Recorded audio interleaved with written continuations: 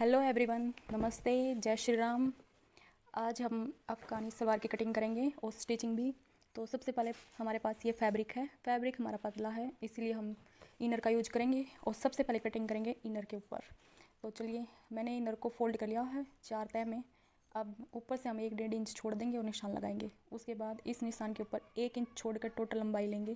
जितनी भी हमारी सलवार की लंबाई है वो सलवार की लंबाई लेंगे। मेरे पास 34 इंच है, यानी कि 34 इंच सलवार की लंबाई निशान लगा दिया। उसके बाद एक्स्ट्रा लेंगे, क्योंकि यहाँ पे हमारा हाफ इंच ऊपर जाएगा और हाफ इंच नीचे जाएगा सिलाई के अंदर। अब हम आसन का निशान लगाएंगे। इंची टेप हमारा बिल्कुल सीधा ऐसे रखा रहेगा। आसन पे हमें निशान लगाना है हिप का 4 पार्ट, मतलब हिप 40 है, 4 से डिवाइड करेंगे और +1 करेंगे, 11 इंच आ जाएगा। अब यहाँ पे हम निशान लगाएंगे हिप का तीसरा हिस्सा, यानी कि हमारी हिप है 40 इंच, तो उसे 3 से डिवाइड करेंगे तो हमारे पास आ जाएगा 13 इंच। आप 13 इंच या 14 इंच ले सकते हैं। अब हमें सेम मार्क करना है। अब ऊपर वाले पॉइंट से नीचे वाले पॉइंट को हम मिला देंगे। ये बन जाएगा हमारा क्रोच एरिया। क्रोच एरिया बन गया। अब हम लगाएंगे नीचे बॉटम का निशान। मुझे चुन्नट ज़्यादा नहीं चाहिए अपनी सलवार के अंदर, इसलिए मैं लेती हूँ 11 इंच। 11 इंच लेने से भी अच्छी चुन्नट बैठ जाती हैं, हल्की ही चाहिए हमें। अब इस पेंट कट फट्टे की सहायता से हम इसको मिला देंगे। जो हमने मार्क किया है उस पर हमें कटिंग करते जाना है। जैसे मैं कटिंग कर रही हूँ सेम इसी के अंदर हमारा एक्स्ट्रा सब कुछ आ गया। अब हमें सिर्फ कटिंग करनी है। मैंने कटिंग कर दिया यहाँ तक।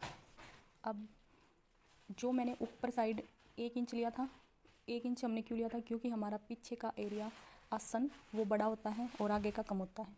उसके लिए हम तिरछा कट करेंगे। अब देखो, यहाँ से हम सेम निशान पर कटिंग करते जाएंगे। मैंने इसको भी कट कर दिया है, आपको भी सेम ही करना है। अब जो मैंने ये लाइन लगाई है, इस लाइन को भी हम कटिंग कर देंगे। इससे हमारी सलवार की कटिंग हो जाएगी।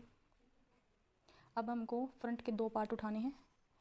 दो वाले पार्ट उठाएंगे, क्योंकि फ्रंट में हमें ज़्यादा कपड़ा नहीं चाहिए, बस बैक में ही चाहिए। अब सेम पैटर्न को हमने अपने फैब्रिक पे भी कटिंग कर लिया है। फैब्रिक पे कटिंग कर लेने के बाद अब दो जैसे मैं दिखा रही हूँ सेम ऐसे ही करना है। फैब्रिक के और इनर हमने दोनों को इकट्ठे उठा लिया है। अब हम इनर वाले पार्ट से एक पार्ट हम अलग कर देंगे, जैसे वीडियो में दिखा रहे हैं, और बाकी पार्ट को हम नीचे बिछा लेंगे। अब इनको हमने बिछा दिया है। इसके ऊपर हमें रखना है अपना इनर वाला पार्ट। जैसे अब देखो, मैंने ये इनर वाला पार्ट अभी इसके ऊपर रख दिया। अब ये वाला आसन हमें नहीं सिलना है, क्योंकि ये हमारा फ्रंट में आएगा। हमको सिलना है बैक वाला आसन। अब हम इसे बिल्कुल मिला लेंगे चारों पीसेज को, और यहाँ पर हम सिलाई लगाएंगे। सिलाई कितना लगाना है वो मैं मार्क करूँगी।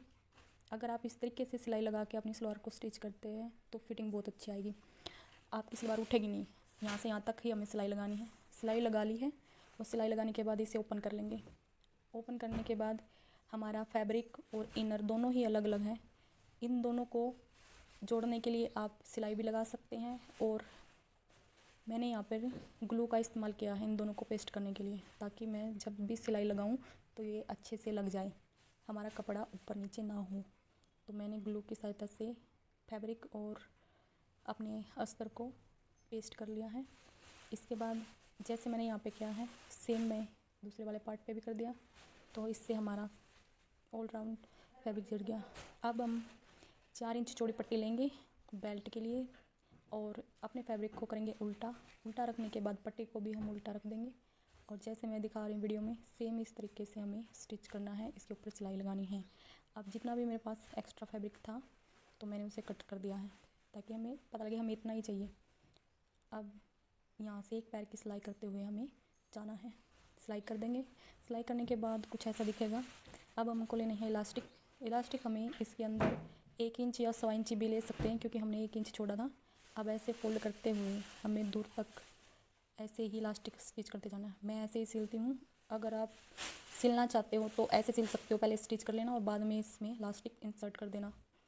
अब मैंने इसके अंदर सिल दी इलास्टिक। हम इसको खींच के इतना करेंगे जितना हमें चाहिए। हमें चाहिए हिप का 3rd पार्ट। अब जो हमारा आसन बचे हुए थे हम इसको एक दूसरे के ऊपर रख के यहाँ से स्टिच कर देंगे।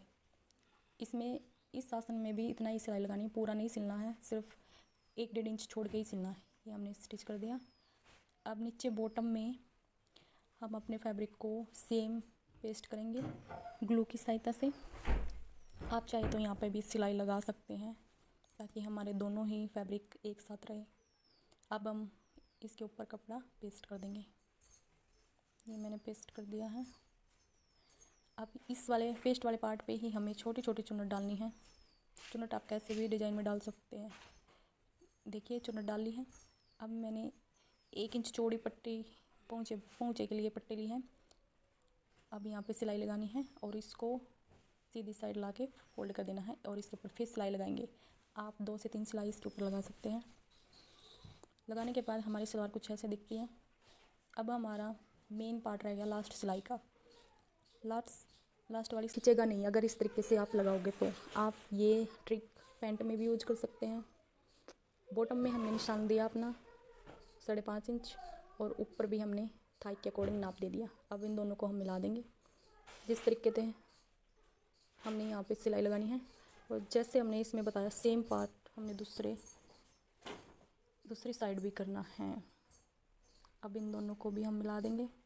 यहाँ से भी हम 5.5 इंच लेंगे और ऊपर से भी हमने सेम। ये पैंट कट पट्टी है। अगर आपके पास ये नहीं है तो आप इंची टेप से भी इसको लगा सकते हैं। अब इन दोनों पे हम लगाएंगे सिलाई। दोनों साइड हम स्टिच कर लेंगे। ये मैंने स्टिच कर दिया है और बीच से हमारा ओपन रह गया है।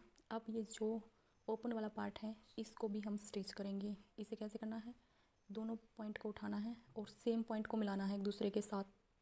जैसे मैं मिला रही हूँ, आप मिलाइए और इन दोनों को स्टिच कर दीजिए। सिलाई बिल्कुल एक सिलाई से दूसरी सिलाई पे मैच करनी चाहिए।